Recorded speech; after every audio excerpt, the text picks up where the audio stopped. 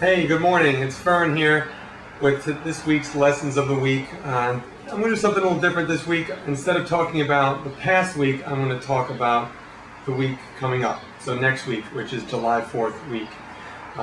With the fireworks coming up, a lot of dogs have noise phobia, and it can be a very anxious time for a lot of dogs. So I just want to talk a little bit about noise phobia and the things that we can do maybe to prevent it from happening and also to lessen the effects of it if your dog already has these kind of anxieties already in place.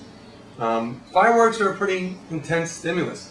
There's loud, there's sight, there's sound, so there's a lot going on there. The sound is what probably does it, makes the dogs the most anxious. And if your dog does not already have an aversion to fireworks or shows signs of anxiety during any loud noises, there's no reason to expect it, but we just want to be extra cautious on how we handle a situation when it comes up.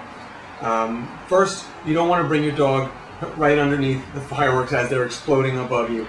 That's pretty intense. You want to start them off at a distance where they notice it, but they're not really focused on it. It's not really booming over their heads. It's there, it's evident, but it's not high, intense stimulus. Try to get them used to it at a distance. Okay, they're doing pretty good.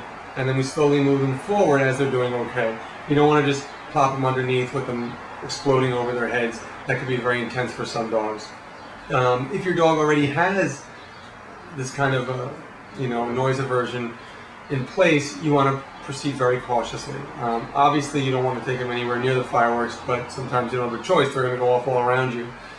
So you want to try to lessen it by, obviously, if you can close the windows, put the air conditioner on, have some noise dampening, just to lessen the severity of the sound. Give your dog maybe a safe place in the house. A basement maybe will muffle the noise a little bit. That's if you know that they're going to be affected by this. It might be a good idea, like I say, if your area where you live tends to have a lot of, maybe just people in their backyards lighting off fireworks or stuff.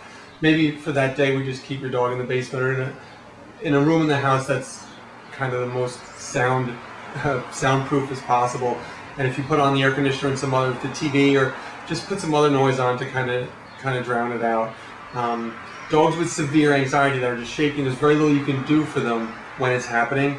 The thing you do not want to do, which is probably that's the first thing on your mind to do. We don't want to soothe them, coddle them, pet them, tell them everything is okay, because they don't understand the words coming out of your mouth. They just understand the energy that you're projecting at the time.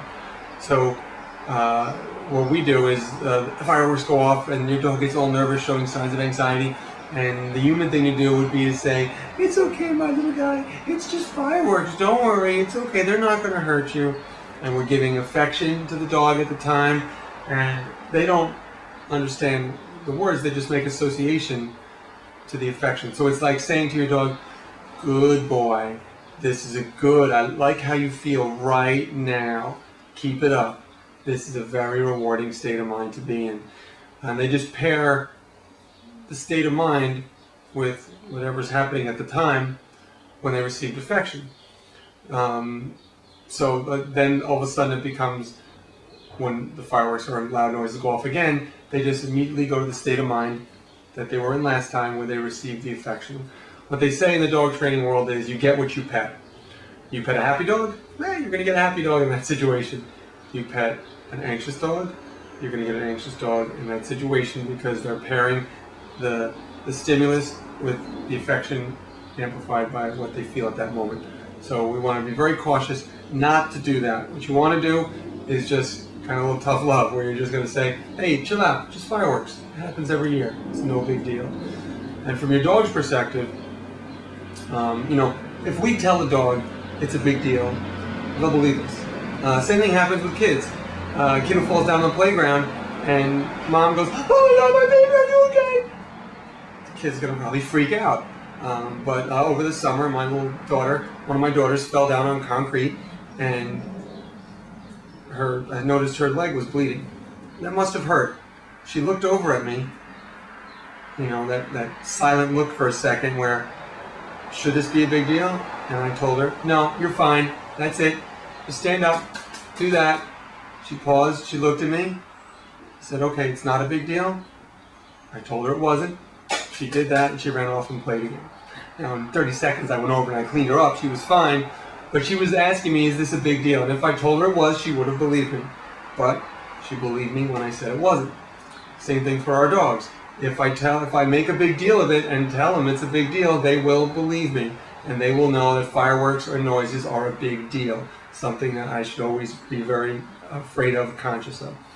But if I tell him it's no big deal, wow, that was really scary. He's cool with it. Nothing bad happened to me. I guess it's just part of this crazy human world. So if your dog doesn't have any aversion to it, that can work pretty well. But if your dog has these anxieties already in place, that's not going to have as big an effect. But we don't want to add fuel to that anxiety fire by giving affection and coddling them at that time. What they need is our stability at that time, not our compassion. So that's when they need the tough love. So as hard as it may be, because they're maybe whining or showing all these signs of being scared, you just want to pick them up and hug them. That's not the best thing for the dog at that time. So if your dog is experiencing this for the first time and maybe is a little uncertain, and you're ignoring them, you're just kind of showing them, hey, this happens every time, no big deal. You can also redirect them with something fun, like a toy, game, or food. If a dog will take food, who normally does, they're really not that freaked out or anxious. If they're normally food motivated and they won't take a treat or one of their favorite snacks, whatever it is too much for them.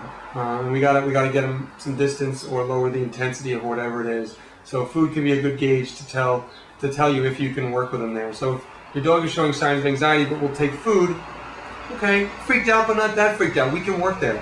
So that's where you want to, maybe I'll just do some simple sits and downs. Just say, sit down, okay, now come over here. Sit down, okay, great, come over here. That's a good boy, that's a good boy. Just giving him something else to concentrate on. So we're not just rewarding the anxiety state of mind, we're giving him something else to do, we're rewarding that. And now this is a pleasurable, positive experience in this thing that normally makes me a little uncertain. So now, wow, when fireworks go off, it's not so bad because I get food and I like food, so maybe I like fireworks. So you're just going to build a different association to that. But it's very tricky when the dog already has these severe anxieties in place. It's a very slow, tricky rehab because we often can't control the distance and the severity of the fireworks. So we want to try to, take advantage of controllable environments where your dog, if they have a noise phobia in general, to use in a controllable environment at home to work with them slowly, and then you can maybe work on uncontrollable environments such as fireworks way in the distance. But you have to work in a controlled environment because you have to get them at that space where they're uncomfortable but not really freaking out. Once they're totally freaking out, nothing is getting accomplished. So if your dog is totally freaking out, there's not a lot you can do in that situation. Just try to get them away from the noise or lessen it as much as possible. But there's really little you can do once they're in that state of anxiety if you can't control the severity, the intensity of the sound. So I hope that helps. I hope everyone out there has a happy and healthy 4th of July. And don't forget, it is hot out there. Take care of those pooches. Don't leave them outside. Be very cautious of dogs in the heat. So happy 4th of July, and I'll see you guys next time on the Lessons of the Week. Take care.